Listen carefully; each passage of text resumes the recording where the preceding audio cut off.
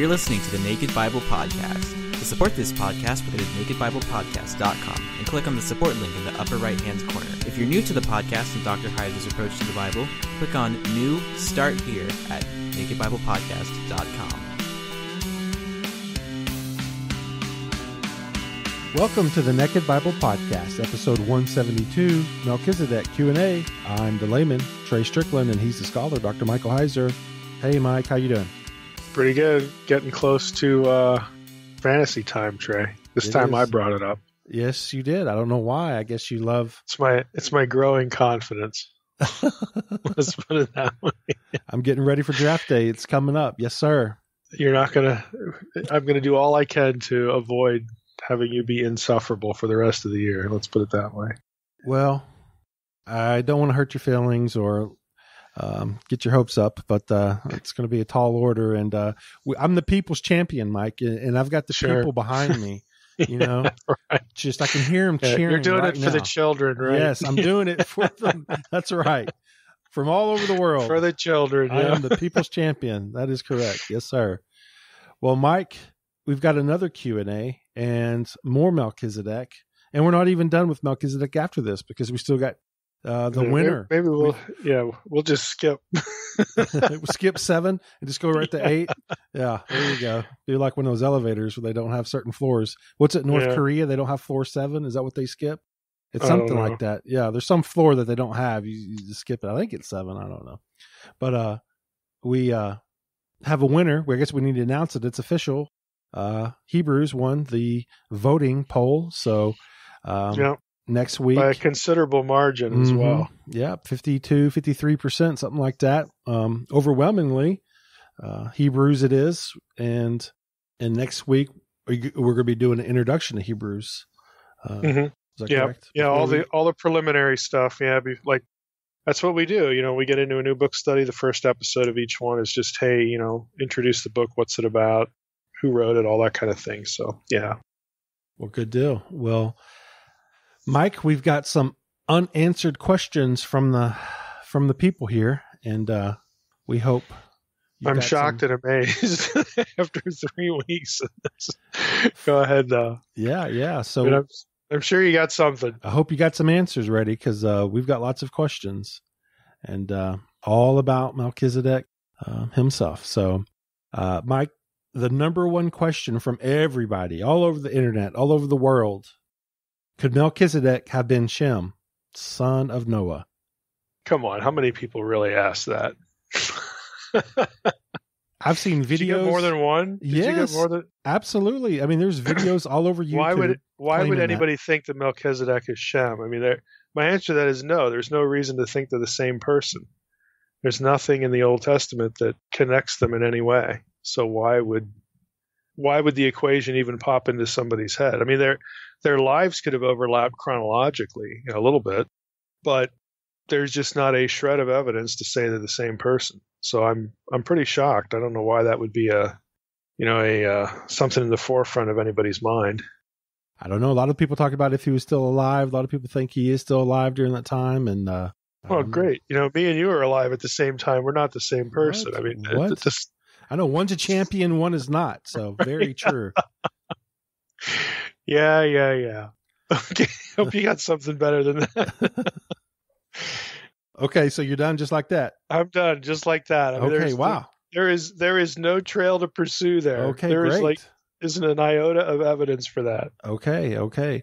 Second question is from Daryl from Sherwood, Alberta, Canada. And believe it or not, several other people have tracked on this too. And they want to know, is it possible that the physical person Melchizedek is Job? Wait, is this like, it's almost like, what's my line here? There's a little bit more to this because Job is, the book's just kind of strange. And frankly, a lot of people assume certain things about Job that they shouldn't assume. But again, there's no textual basis for Melchizedek, the Melchizedek figure who meets Abraham being Job. There's no reason to suspect that Melchizedek is Job. Again, if that's the point of the question, and it sounds like it. I know some people will say, well, hey, Melchizedek did priestly things, before there was a priesthood, and so did Job. Job offered sacrifices. Well, great. Guess what? Before there was a Levitical priesthood, which of course covered hundreds and hundreds of years, even in relationship to the history of the Israelites, lots of people, were offering sacrifices. There's no reason to suspect that their identities overlap just because they perform a certain duty. So I would say, again, with complete confidence, there's no textual basis for the idea. Again, lots of people perform priestly duties in the patriarchal era. Why? Because there was no priesthood. Job, I think we should add, was also geographically removed from Canaan. So again, there's no reason to suspect that he's Melchizedek. To be fair, though, there were probably two places called Uz in the Bible. If you look it up, just concord it, in software, like I have, or Strong's or something like that. One Uz was the homeland of the daughter of Edom. That's Lamentations 4:21. Okay, so there's an association that Uz was in Edom. Okay, Edom is in the Transjordan. All right, it's nowhere near Canaan proper. Where Abraham was running around, chasing Lot all the way up to Damascus. I mean, it's a considerable distance away, and where he would have met, Melchizedek again on the one side of the Jordan. Edom is on the other side of the Jordan and to the south. That's Lamentations 4:21. You get the same sort of context in Genesis 36, again specifically in verse 4. Eliphaz is a descendant of Esau or Edom. Again, Eliphaz, showing up in the book. Go to Genesis 36:1. Again, Edom and Esau are tied together there. So there is an association of a place, Uz, and certain other factors in the book of Job with Edom. So that alone, again, would sort of disqualify, the whole Melchizedek thing. Now, one little oddity, again, if you do concord Uz, in Jeremiah 25:20, there's an Uz linked with the land of the Philistines. Again, that's nowhere near Edom as well. That's on the coast. Again, it's still not where Abraham is, but you have a totally different location. Again, it's just kind of bizarre. You're on the coast, you go up a little bit northward, and you start running into Syria. You've got the Syria thing with Aram. Aram is the biblical word for Syria. That's kind of interesting because if you go to Genesis 10:23, for instance, you have the sons of Aram, Uz. Again, a person now is listed as the sons of Aram. That's in the area of Syria. So you've got at least two places that are called Uz in different locations than where Abraham is. And you also have a person, again, associated with being in the area of Syria. So again, you got more than one Uz, and none of them can really be specifically tied to where Abraham is. So I don't see really any hope of a coherent connection between the events of the book of Job or Job himself with Abraham, and then of course then with Melchizedek. Elizabeth from New Mexico, in Dr. Heiser's book The Unseen Realm on page 102, it states many of the Apkallu were considered evil. If only many, but not all, of the Apkallu, could it be that Melchizedek could still be of that origin and intentionally set aside by God to set the record, the way, straight again? Well, again, there's no reference to Melchizedek being a divine being or even partially a divine being. We talked about that a lot in the first installment. Melchizedek, he's a guy. He's not a divine being. He's never called an Apkallu. That's not even a biblical word. And in Unseen Realm, when I'm talking about some of the Apkallu, or even many of them being considered evil, that's a comment about Mesopotamian thought. In Mesopotamian texts, you have the cuneiform material. You have the Apkallu being good guys, because the Mesopotamians love the thought that their knowledge comes from the gods. But then they also show up in witchcraft texts. They're called in the Maklu series of Akkadian texts. So there also can be sinister figures as well.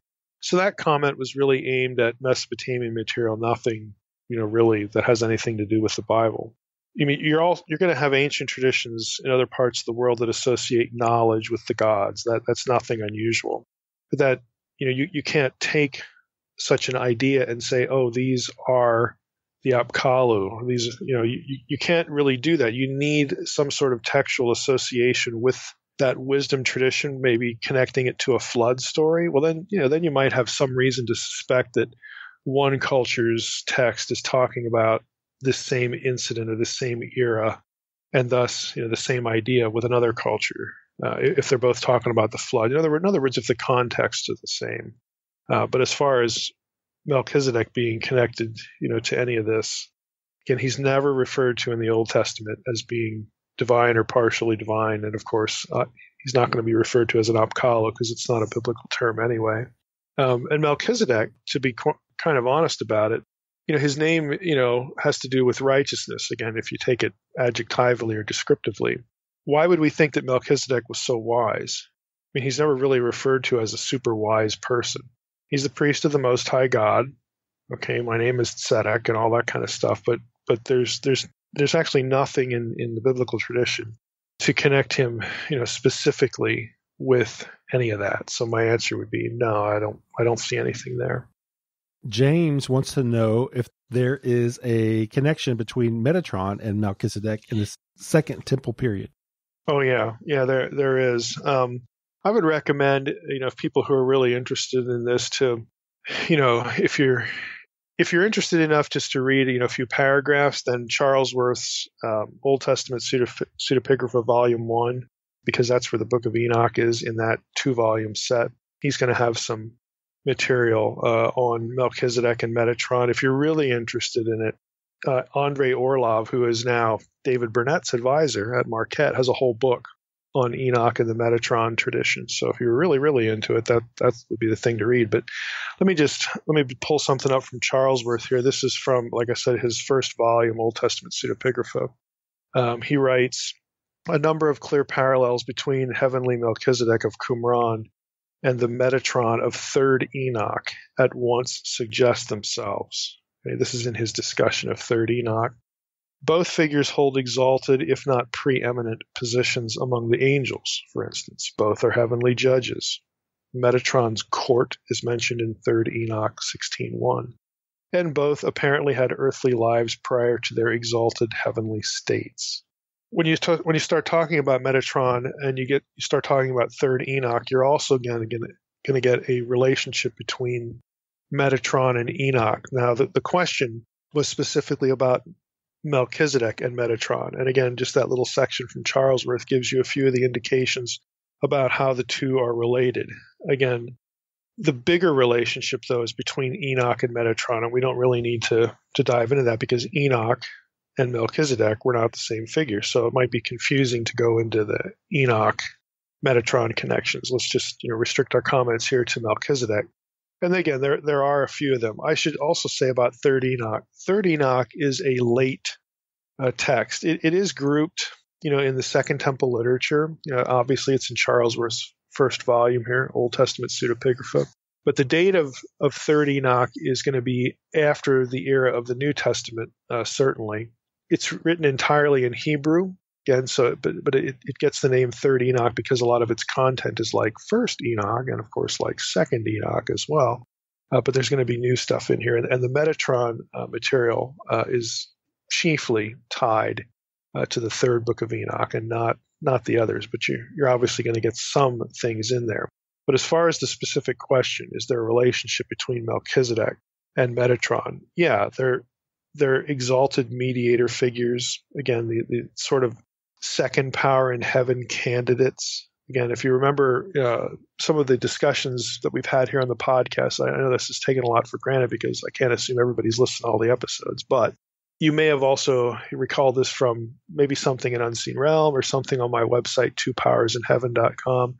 There was a lot of speculation in the Second Temple period between, or among, I should say, Jewish writers as to who the second Yahweh figure was. And some opted for an exalted angel. Others opted for a deified or a glorified human. Okay, so right there you have sort of the foundation of the connection. Melchizedek was one of those figures in Second Temple literature that could either be conceived of, and to get sort of the full feel for this, you need to listen to the second installment of our Melchizedek series. But Melchizedek could sort of fit in either category. Either he was considered a human being that was then exalted and he becomes this second Yahweh figure in some Jewish texts. Others would say, oh, there's something going on here about Melchizedek that he might have been a divine being. So then he'd fall into the second category of having an angel occupy the second Yahweh figure slot. So Melchizedek sort of gets discussed for the same reason, but in terms of both of those categories. And Metatron, of course, is an exalted angel. But he's also this deified human figure. He's Enoch transformed into an angel. So in that respect, yeah, there's a relationship between Melchizedek and Metatron, and in that respect, again, being second power and heaven candidates, there's a relationship also between Melchizedek, Metatron, and Enoch. If you want to look at it that way. But I think that's sufficient for here where we're at in the Q&A. The figure of Metatron and the figure of Melchizedek do overlap in that respect. They are sort of exalted, figures in Second Temple literature, specifically Third Enoch, which is a later text. Vidal asked a question, and it's, Canaan was cursed because of Ham's sin. Is this one of those cases where a curse became a blessing? He was ordered by the patriarch to not be raised by his loser of a father's house, but be raised in the homes of his godlier uncles. Could this have resulted in a healthy respect and love for Yahweh? Could this have been passed down to a son and grandson that may have been called Melchizedek? Could Melchizedek have been one of many descendants of Canaan that were living in the land and still worshiped Zedek and lived in peace with a fellow follower of Yahweh, Abraham? I realize that this is conjecture, but is there any scripture or extra biblical sources that could refute this possibility? Well, that's really oddly worded. Correct. It's totally conjecture, and there's absolutely no substance to it at all. So to ask, are there texts that refute it? Well, of course not, because no one was thinking it. I mean, that's like, are there texts that refute that pigs can fly? Well, of course not. So the question is kind of worded a little bit oddly. I'm not sure that's what the questioner wanted. We did an episode on the curse of Canaan, the whole Genesis 9 thing. And I would even add that the characterization of the curse in the question is a bit misguided. I mean, Canaan's not cursed so that he wouldn't be raised by losers. Okay, and the godlier uncles thing is a little questionable, especially because Ham. Ham was the father of Canaan. We get that. Godlier uncles, well, maybe not. I mean, but that wasn't the point of the curse. The Bible never tells us in direct language. It never sort of defines or unlocks, explicitly describes what the curse of Canaan was directly. Although in the episode that we discussed, the implications of the curse are pretty clear. Canaan is cursed because Ham committed maternal incest with his mother, Noah's wife. And so Canaan was the product of that. That's why the text in Genesis 9 stresses that Canaan, was the son of Ham, and Ham was Canaan's father. So I would refer the questioner back to that episode. And now if that's the case, and I think it's certainly the most exegetically defensible view, that we have a case of maternal incest and then Canaan is the product of that, then the curse of Canaan meant that his status, was illegitimate. He was the illegitimate son of Ham by virtue of his mother, and so he would not inherit the leadership of the tribe when, Noah passed on. So the curse wasn't about not having him raised by losers and having him raised by better people. That just isn't even in the view. Or really, it's just not in the picture. So I don't really know what else to do, again, with the question. None of this has anything to do with Melchizedek. I guess maybe that's a good way to sort of wrap this up. There's no textual support for Melchizedek being from the line of Canaan because there's no lineage for Melchizedek ever given. That was the point of part of his description, in later Second Temple text, later New Testament, the whole without father, without mother, sort of thing. That was about his priesthood not deriving from a specific lineage, a specific line, a specific tribe. So you couldn't say that if he had a lineage in the Old Testament, and he doesn't. So there's no way to trace Melchizedek back to Canaan. It would be, as the questioner said, it's entirely speculative. All right. Tim from Wisconsin, Shannon from Great Bend, Kansas, and Henry, an Ethiopian Orthodox Christian from Northamptonshire, England, UK, are all tracking on the same thing here. And they want to know if there is a connection to the bread and wine offering from Melchizedek to Abraham in Genesis 14 to Melchizedek being a prototype of Jesus. Yeah, I think there is. I think it's part of the typology. We didn't get into the specific elements of the typology in the third installment in the Melchizedek series, because we're going to do that in the book of Hebrews. So, we cut some of that out, but I would say, yeah, the short answer is sure. I mean, that he serves, bread and wine. He becomes a typological figure again for certainly, certainly Jesus for New Testament writers. He also has, something of a mediatorial role in Second Temple text, but specific to the New Testament, I do think if you're looking at Melchizedek and you're thinking of Jesus, this is going to be part of it. So I would say, yeah, that's a good trajectory. It's something we're going to get into a little bit more when we hit that point in the book of Hebrews. But yeah, that's a good observation. All right, the next one is from P, the letter P as in Paul. P, I have no idea other than just P, Mike, sure. So it's P. It's like the P source, JEDP. So, hey. So here we go.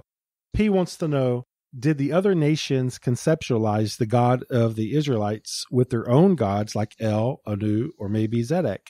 In Abraham's encounter with God in Haran, would he have thought of God as an Anu-like figure from his time in the third dynasty of Ur? How do we view this Anu-El figure in relation to God? Well, how do we view this Anu-El figure in relation to God? It's hard for me to hear sentences like that and know how to parse them. There's no direct, in the Hebrew Bible anyway, there's no direct connection between the term El and Anu. But Anu is just the God of heaven, and of course, Old Testament thinking would assume that the God of Israel is the God of heaven. So, there's I don't know if the questioner is looking for some sort of linguistic link. There's not, but there's certainly a conceptual link. I mean, every civilization is going to imagine that the gods again either live in the skies or on mountains, or in the seas. These places that humans don't live, that are inaccessible and frankly lethal or to human life, that sort of thing. So sure, any given ancient person, you could have run into an Akkadian or a Sumerian and he'd have been talking about the God of heaven, and somebody could have run into that. Oh, well, that Yahweh's the God of heaven. You're in Canaan now and we worship Yahweh here. And so sure, there's going to be some sort of conceptual connection. Every pantheon, has the gods, or I would say most of the gods are probably going to be, at least the high gods are going to be in heaven. You can have gods on earth and under the earth and all that sort of thing. So every pantheon is going to have that. Every pantheon is going to have at least one or a pair, or let's just say like an oligarchy, a small group of gods that are sort of above the other ones. And even in polytheistic systems, even within the oligarchy, you're going to have one that's sort of has primacy of place. Maybe that one's the creator or something like that. But it's actually really difficult because like in Mesopotamia, you have olden gods that were like the elements, the physical elements of the earth. Okay, one was earth, one was water, one was wind, one was, you have these sort of primeval stuff out of which reality is made. Well, they're all gods and they all pre-exist, from when all that stuff sort of takes form, when the gods decide to become, active in the place where humans live. Of course, they have to create that place first, but so it's a little hard to isolate a sky god to some level of primacy, because all of these things are absorbed into Yahweh in the Hebrew Bible. We're not talking about an original pair. We're not talking about Yahweh being isolated to heaven or Yahweh being associated only with that place. Whereas On might be a high god. He might be the God of heaven, but is he the God of earth? No, that's somebody else. Again, there are these disconnects that are just inherent within the systems. And so to draw equivalences is really, really tenuous. And frankly, I would say inadvisable. So I would say it's sort of pure speculation to say XYZ deity was in XYZ religion Yahweh. In other words, if you ran into somebody in the ancient world, and you could sort of like lay out, you had them on trading cards or something, all the deities, and it's pure speculation on our part that your ancient person would see a deity name and say, oh, that one is this one. So your deity here is this one over here in my land. Again, there might be conceptual connections, but there's going to be disconnections that are significant as well. So it's really tenuous. It's a really sort of hard game to play. Frankly, you can really only strike analogies. And even the creator deity is a difficult analogy because of the original pairs and olden gods. And let's take Egypt. Even within Egypt, you have different gods that are perceived as creators. And then later on, they all get merged to sort of fix that problem or fix that confusion. And it's just really hard, other than speaking sort of in analogical terms, in very general analogical terms, to say, well, this deity in this ancient Near Eastern religion corresponds directly to Yahweh, because Yahweh subsumes all of them, all of their attributes, all of the places that they're associated with.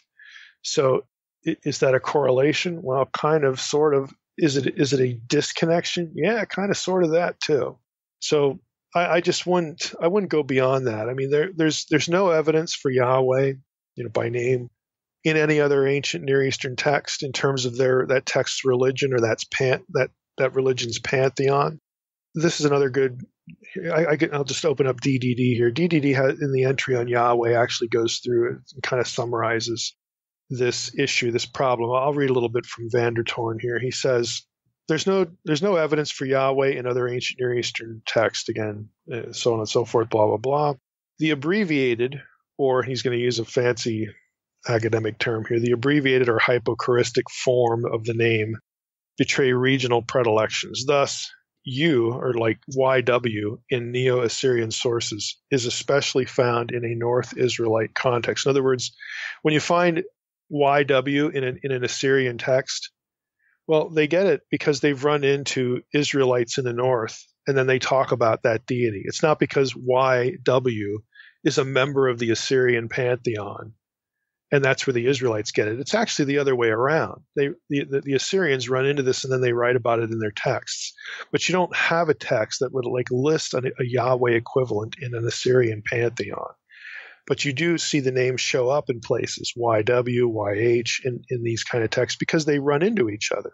And then the Assyrians will be writing about something they did, and they'll mention the God of the Israelites, and they'll use that name. That's why anything that looks like a Yahweh name shows up in any ancient Near Eastern text. He does not show up as though he's a member of their pantheon. So there's no there's no mention of him in a pantheon, and there's no there's no text that actually lists out deities and then does a comparison for us so that we would actually know. Again, the best you can do is just talk about analogies, and you have to acknowledge that the really significant disconnects as well. In Egyptian texts, Vandertorn gets into this. Well, before we get there, he has a nice little comment about Ebla. This is something you're going to see on the internet that is just bluster. He says, before 1200 BCE, the name Yahweh is not found in any Semitic text. The stir caused by Petanato, for example, at Ebla, that's EBLA, and its relationship or its perceived relationship of those texts to the Bible is basically misguided. He says, the stir caused by Petanato, who claimed to have found the shortened form of the name Yahweh, Yah specifically, as a divine element in theophoric names from Ebla, is unfounded. Now, you should know, listeners to this podcast should know what a theophoric name is, because we've been talking about Melchizedek. It's a name that includes the name of a deity in it. So Vandertorn is referencing Petanato's work, like in the 80s, when he was working in Ebla text. He said, I found the name Yahweh and it as a theophoric name in Ebla text. And later on, scholars, who looked at Petanato's work and were doing their own work in the Ebla texts, discovered that no, that's really not the case. Continuing with Vandertorn, he says, As the final element of personal names, Yah, Y-A, is often a hypochoristic ending, not a theonym. In other words, it's not a divine name, it's a hypochoristic ending. What's a hypochorism? A hypochorism is a diminutive form of a name. It's like a pet name. And we actually have good examples in English that actually use a Y at the end, kind of like Ebla did, using a Yah at the end. Like if we have the name Bill and then we put a Y on it, Billy. We take Bill, which is sort of, it feels more adult, more masculine, and then we have Billy, and that makes it sound like a kid, or it's a pet name. That's what a hypochorism is. And a hypochoristic ending there would be the letter Y. Melissa gets changed to Missy. Okay, there's another example. A little bit more of a change going on there, but you get the Y at the end.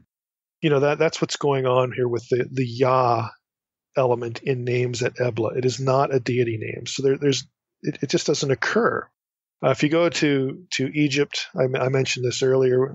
You just scroll down here in Vandertoorn's entry because it's pretty long. He gets to we should mention Mesha because that is the one exception here to the chronology.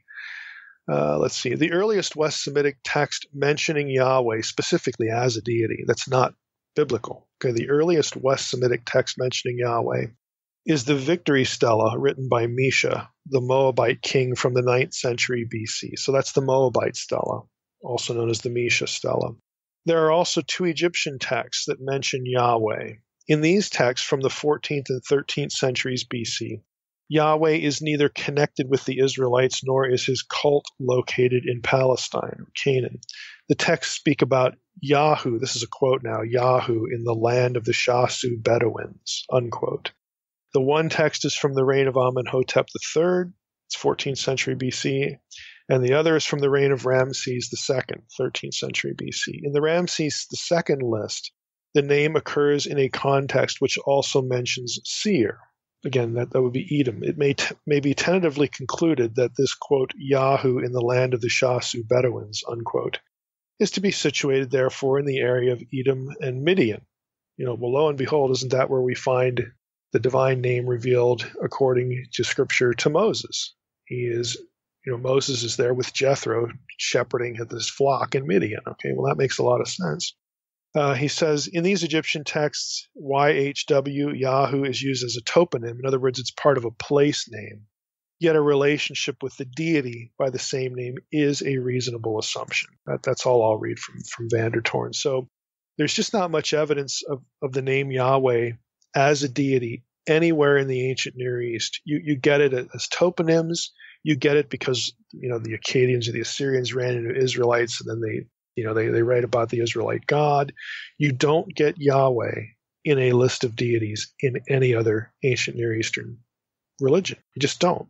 And so therefore to try to say, well, this deity, from the Akkadian or the Sumerian pantheon is Yahweh, it is just pure speculation. It's guesswork.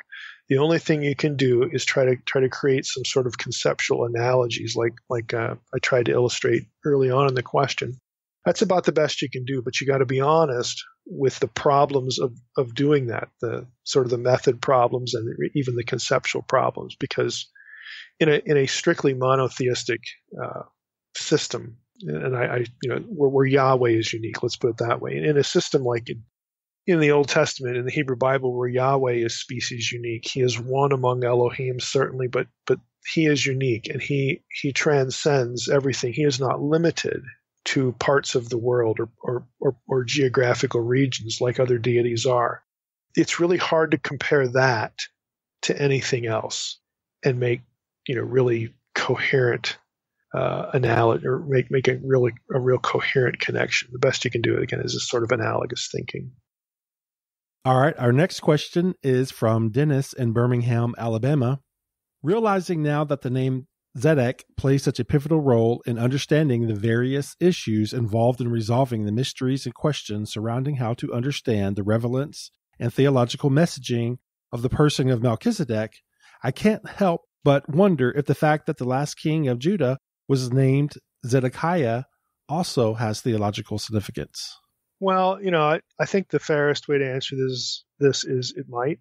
I mean, there's really no way to know for sure why the child was named this, you'd have to know if the parents were thinking something like, on one hand, we believe Yahweh is Tzedek and vice versa. So we're naming our child in honor of him, in honor of Tzedek or whatever. Okay. They could have been thinking that.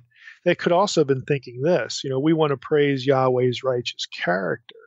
So we're choosing this name. In other words, the second option wouldn't have anything to do with the deity name, Tzedek as a deity, but Tzedek as righteousness.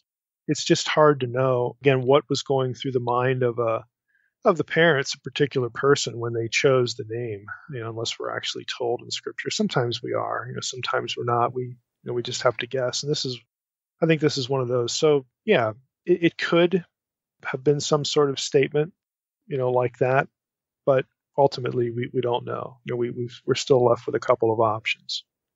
All right, Merrill has a question. You stated several times that the Levitical priesthood was Plan B in response to Moses' unbelief. You refer to the incident in Exodus 4:10-16, where Aaron was commissioned as, quote, the mouthpiece of Moses, unquote. Yet this text does not explicitly state anything about or presuppose a future priesthood of Moses. Can you explain your reasoning behind this statement? If the Levitical priesthood via Aaron was Plan B, what then, in your estimation, was Plan A? Are you assuming that Moses and his progeny were to be the priestly tribe over the nation? Trying to understand your train of thought of this. Yeah, I think you're getting sidetracked on thinking of Moses as a priest. Again, that really isn't the point. So there's not going to be any talk, about Moses being a priest or priesthood or anything like that. So you need to go back further than that to sort of understand the trajectory. The point was that from Eden, beginning in Eden, the pattern, as God is working with a human being in his relationship to other human beings, really at the beginning, all human beings. The point is that from Eden on, the pattern was to have a human be both a ruler, a king, ruler over God's creation. We're talking about Adam now. And also have that same person be a mediator to all other humans. Again, this was Adam's role. Okay, again, within the patriarchal culture, even though male and female are created equally at the same time and all that sort of stuff, or relatively at the same time anyway. Within this culture, being what it was, Adam would have been zeroed in on as the lead ruler and the lead mediator to his children.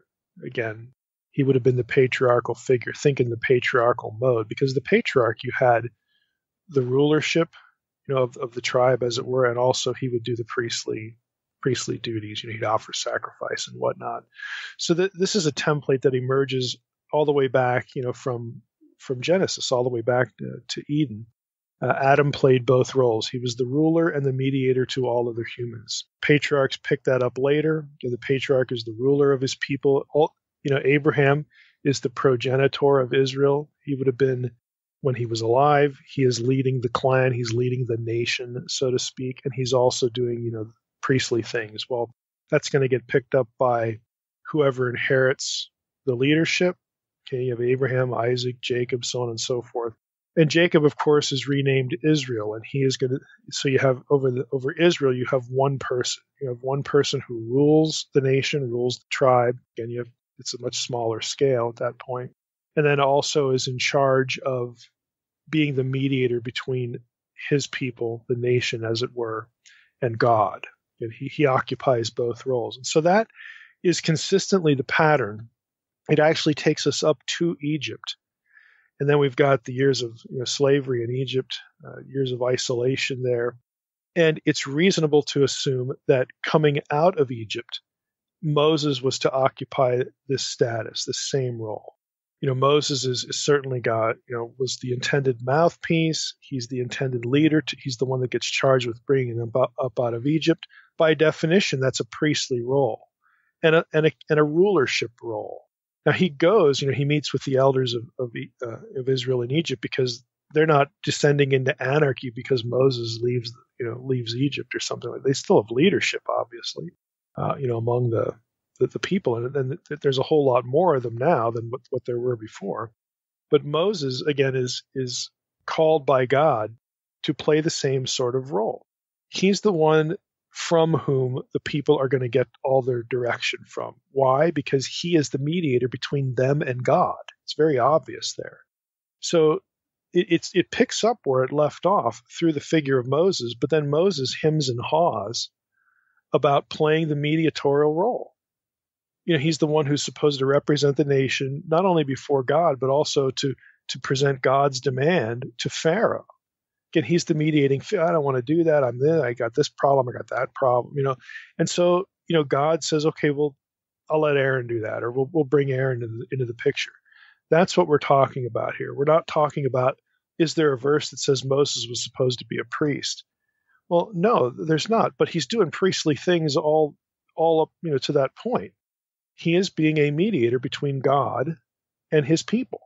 That's what priests do. So he is a priest in that sense, but there's nothing spelled out about Moses, someday, fathering a line of priests and high priests and all that stuff. That isn't the point. So we shouldn't get distracted by looking for that or sort of wanting to see that or expecting that. It's this template of rulership. Again, authority might be a better way to put it, but the person in whom is the ultimate authority over the group. And then that same person playing the role of mediator between God and those people. And the template was consistently to have that in one person up until the time of Moses, where we get, again, the famous scene. And it's not just Exodus 4, it's Exodus 4 through 6. You have the same kind of, maybe cowardice might be too strong of a word, but you have the same kind of reticence or hesitation on Moses' part, same kind of unbelief on Moses' part when they get to Egypt, as we witnessed in Exodus 4 when they're on Sinai. And so out of that, the argument is the priesthood of Aaron comes into play to make up for Moses' weaknesses.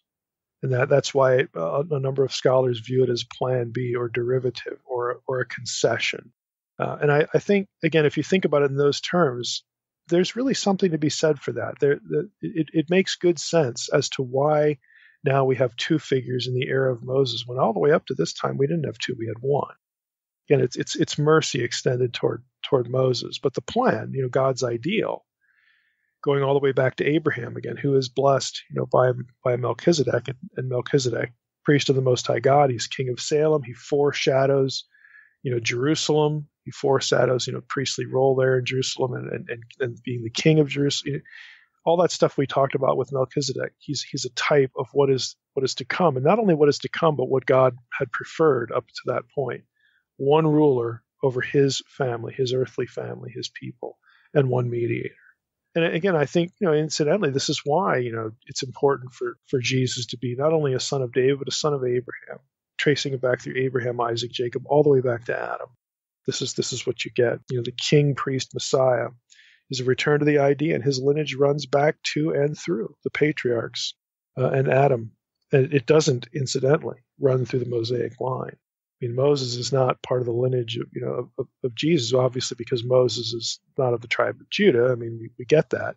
But again, there's this undercurrent, I think, going on too about what God's ideal was for how he would relate to his people and how he wanted his people governed, that goes all the way back to Eden, where both roles are fused into one. Seth has our next question. In 1 Peter 2, 9 through 10, where it refers to us as a holy nation, royal priesthood, can this be seen more in the light of the priesthood of Melchizedek? It seems this passage is popularly understood in light of the Levitical priesthood, but when you stated the priesthood of Melchizedek is one of God's appointing and not one of the lineage, it would make more sense to view it in light of the priesthood of Melchizedek, which is also Christ's priesthood. Can you unpack that a bit and perhaps expound on the practical outwork? That's a really good observation, and I would agree again that there's something to that. And I wouldn't go as far to say that the priesthood of believers has nothing to do with the Levitical priesthood, because you do have Old Testament passages that get quoted that are very obviously contextually rooted in the Levitical system. But I also don't think that fact cancels out this Melchizedek angle. So on the one hand, let's just think about it. On the one hand, there's secure reason to link the priesthood of believers to the Old Testament priesthood by virtue of the Old Testament concept that Israel was to be a kingdom of priests. Well, those kind of statements are rooted, in Torah. They're rooted in the Mosaic context. But, there's even more to that. As we've talked about on this podcast a lot, as the church is the temple, so the church is also Israel in some sense. Again, we've talked a lot about that in earlier podcasts. Again, for people who would be new to the podcast, no, we don't articulate a rabid, dyed-in-the-wool, supersessionism here. I frustrate supersessionists because I do think there's a future for national Israel and all that kind of stuff. But yet we have this talk in the New Testament. So if you're interested in that, go back to earlier episodes. But you have the church as Israel in some sense, and therefore the church is the new kingdom of priests. Okay, so it is tied, to Israel. Conceptually, you have this kingdom of priests idea, which is rooted in Torah. It's Exodus, chapter 19, verse 6. That's where it's drawn from. So we can't cut off the idea from the Levitical system of which these sort of statements are a part. We have the church being the new kingdom of priests, and it has to be because the church is the kingdom already. I mean, it's appropriate to talk about the church, those of us in the church, as a kingdom of priests, because the church is in some sense the kingdom as well. Colossians 1:13, he has translated us into the kingdom of his dear son. Okay, it's a perfect tense, something that occurred already, but the implications are still ongoing. We get the already but not yet thing. Interestingly enough, though, for again, people who might be new to the podcast are thinking, we can only talk about the kingdom in the future, the book of Revelation. Mike, don't you understand dispensation? All that kind of stuff. Yeah, I understand it all. Have you looked at Revelation 1:6? Okay, Revelation 1:6, you actually have instances in the book of Revelation that say things like that God has made us a kingdom, priests to his God and Father. Okay, Christ has made us a kingdom, priest to his God and Father. To him be glory and dominion forever and ever. Amen. That's Revelation 1:6. Revelation 1:6 has believers being a kingdom of priests. Okay, this is before the so-called millennium passage of Revelation 20. Same thing again.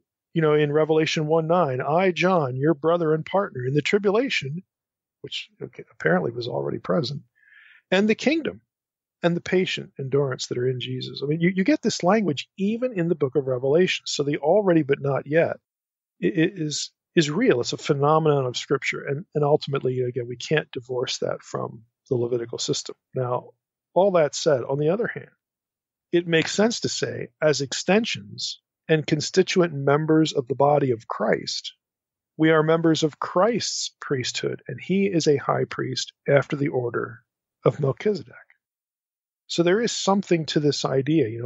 1 Peter 2:9, let's just look that up. You are a chosen race, a royal priesthood, a holy nation, a people for his own possession, that you may proclaim the excellencies of him who called you out of darkness into his marvelous light.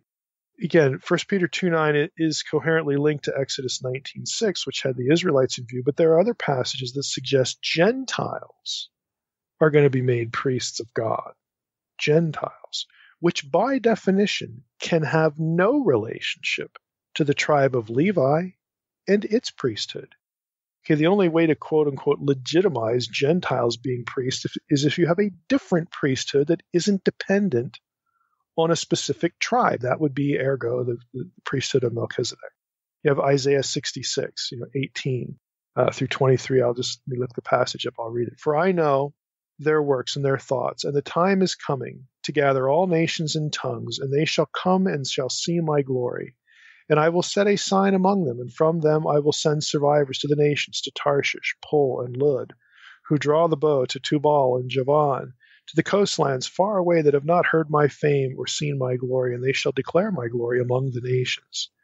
And they shall bring all your brothers from all the nations as an offering to the Lord on horses and chariots and in litters and on mules and dromedaries to my holy mountain Jerusalem, just as the Israelites bring their grain offering in a clean vessel to the house of the Lord. And some of them also I will take for priests and for Levites, says the Lord. So you have this sense of the nations being, and that's just one passage. I mean, there are others, but you have this sense of the nations being incorporated into the family of God. And that when God does that, it's okay, again, that the Old Testament would use this language of some of those people from the nations being made priests and Levites. That's okay.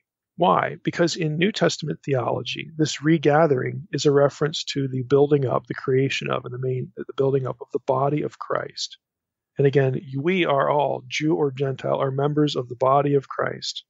And that means, again, just, by definition, you have Gentiles being members of the body of Christ, and Christ is the high priest after the order of Melchizedek. So it makes sense to say that we are extensions of that. So I think there is something to this idea, but I wouldn't say that it sort of excludes or sort of does away with the other connection. I think let's put it this way. This is a theme we're going to get in the book of Hebrews once we jump into it, beginning, very, very soon. It supersedes what was in the Old Testament. It doesn't say to us that we shouldn't look at this anymore. We should seek to erase connections back to the old system. It supersedes it. It's better. It's more comprehensive. It's better in some way. It's superior. And that's a big theme in the book of Hebrews. So this whole notion about being the high priest after the order of Melchizedek, if we're members of that body, we are extensions of that. And so we can't help but be connected to that priesthood because Christ is connected to that priesthood. Sebastian from Amsterdam, the Netherlands, wants to know if Dr. Heiser said that Melchizedek's name for the Most High God could be Zedek, and that Abraham's name for the Most High God is El, Elohim, El Shaddai, implying that Zedek and El are both names for the same deity, Yahweh. If God disinherited the nations of Babylon and started his own family with Abraham, how could Yahweh still be Melchizedek's Most High God? I would say because anybody could choose to worship the true God. It would depend on them learning of the true God, the Most High God. Remember, after Babel, Abram was an outsider. There was no Israel. Abram was just as on the periphery as everybody else. So if we're asking, well, how could Melchizedek worship the Most High God? We could also ask, how could Abraham worship the Most High God? Because they're both on the outs. There is no people of God after Babel until God starts one. Now he goes to Abraham. He reveals himself to Abram, spelling Abram in that particular chapter. He reveals himself to Abram, whose family were polytheists. Again, this is post-Babel situation. You have a lot of time elapsed between Babel, and when we get to the time period of Abraham or Abram, again in Scripture, it's chapter 11, and the next chapter is 12. But if you look at the chronology of the situation, you got a good amount of time, and we know from Genesis 11:31 and 32, Abraham's father is Terah. You go to Joshua 24:2, Terah is a polytheist. Okay, this is the context out of which Abram comes from, like everybody else. So if we're going to ask how could this be with Melchizedek, we also have to ask how could this be with Abram? And the answer is God revealed himself to Abram. Abram had to believe. Abram had to choose, believe in the Most High God. And so we have to assume, and we don't have a verse for Melchizedek's conversion out of polytheism. We don't have anything like that. But he's in the same context as Abram. So we have to assume that it would have worked the same way. Somehow Melchizedek learns of the Most High God and chooses to believe in him and becomes a priest in his service. He's a priest of the Most High God. We just don't have specific information as to, like we do with Abraham, or at least we have a little bit with Abram. We don't have specific information for Melchizedek. We don't have his story. We don't have his testimony. We just know that he worshiped Yahweh. He worshiped the Most High. Keith from upstate New York has a question, and it is, assuming the name Melchizedek is theophorical, and we are to understand that this title, King of Righteousness, is similar to the word Christ, meaning anointed one, Jesus is a first name. Is there any evidence that Melchizedek may have had a first name? The connection is kingship, anointed one. Well, anointed to do what? Of course, in the messianic sense, that would be anointed to be king. So there is a connection here. So there is something to discuss here. But Christos, was not a last name. But nevertheless, I follow the thought. In the first century, Jesus' full name would have been something like Jesus, son of Joseph. It wasn't Jesus Christ. Okay, that Christ is a title. Again, it's a title. If you want to call it an epithet, I guess you could call it that too. But Jesus Christ means Jesus, the one who is the Christ, the one who is the anointed one. Okay, so it's not a last name. It's a title. Melchizedek, again, isn't really, well, one of the options is that Melchizedek, just the whole thing, is a title. So if Melchizedek, as we talked about in the first installment, was nothing more than a title, then the guy who bore that title, his name would have been XYZ, whose king is righteous, or something like that. XYZ, Melchizedek. And then again, being translated, my king is righteous. So it's not quite the same thing, when it comes to an equivalence between Melchizedek and Jesus, but it's not totally different either. You have, again, Christ being descriptive of Jesus of Nazareth, and if you take Melchizedek as a title, it's not really descriptive in terms of Melchizedek isn't described as the one being righteous, whereas Jesus is described as the one who is the Christ. Okay, so there's a bit of a disconnect there. But again, I follow the thought, that if we take Melchizedek as a title, okay, we have Christ as a title, maybe there's something going on there. So that's the way I would end it. I would say it's not quite the same thing, because in Jesus' sake, the title is also self-referential. In Melchizedek's case, that's not the case. XYZ guy whose name is Melchizedek, or who whose king is righteous. Again, it's talking about somebody else. It's not talking about the guy who bears the title. So there's a bit of a disconnect there. But they could both be titles. It's just that the trajectory, the thought trajectory, would operate in a slightly different direction. One is self-referential. The other is referring to somebody else who the bearer of that title serves. Our last question is from Daryl. Did God lead Abraham to Melchizedek's altar in Salem to sacrifice Isaac? Well, there's no direct textual reason to make the association specifically. Now, I hope it's obvious to a lot of listeners where the question comes from. I mean, you can make a circumstantial case for not, how do I say this? The question suggests or requires too much specificity, too much precision. Okay, here's what I mean. So Abraham goes to offer Isaac. Now, according to Genesis 22, verse 2, let's just read it. God tells Abraham, take your son, your only son Isaac, whom you love, and go to the land of Moriah and offer him there as a burnt offering on one of the mountains of which I shall tell you. Okay, so here, Moriah is a land. Okay, it's not a mountain, it's a land. So right away we have a bit of a disconnect, because Solomon, according to 2 Chronicles 3:1, is going to build the temple on Moriah, and it's on a mountain because it's on Mount Zion. Okay, but back in Genesis 22, Moriah is a land. And if you're looking at the circumstances of his life, like following where he's gone, it's about 3 days travel from where he's at. Okay, so he travels to Moriah, this land, and he's instructed to go to this land and sacrifice Isaac on one of the mountains there. The mountain is not specified. Moriah is not a mountain in Genesis 22, and Moriah has more than one mountain. So which one did Abraham pick? I don't know. We're not told. So the question sort of assumes, with, let's be honest, no textual basis, the question assumes that the very same mountain that Abraham wound up at with Isaac is the same mountain that Solomon builds the temple on. There's really no way to prove that. There's really no way to establish that. You have the names are the same, Moriah, but again, the Moriah of Abraham had several mountains.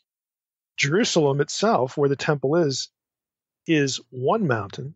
Now, there are mountains around Jerusalem in the surrounding area. We learn that from verses like Psalm 125:3.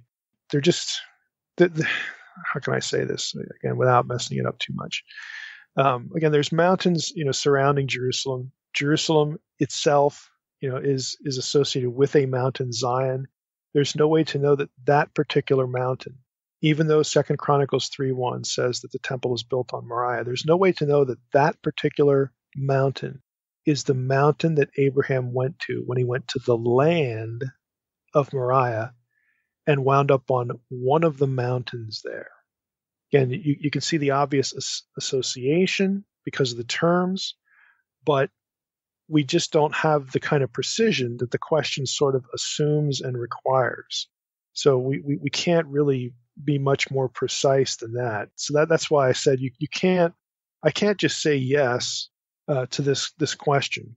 I could say maybe, possibly, could be, but beyond that, we just don't have any sort of biblical textual material to be any more precise.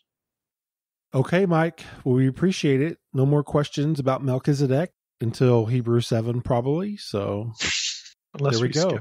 Well, did we miss anything that we need to add? Can you think of anything else that needs to be said? Are you kidding? About Melchizedek? A lot of people are going to be disappointed about your Shem not being Shem, whatever.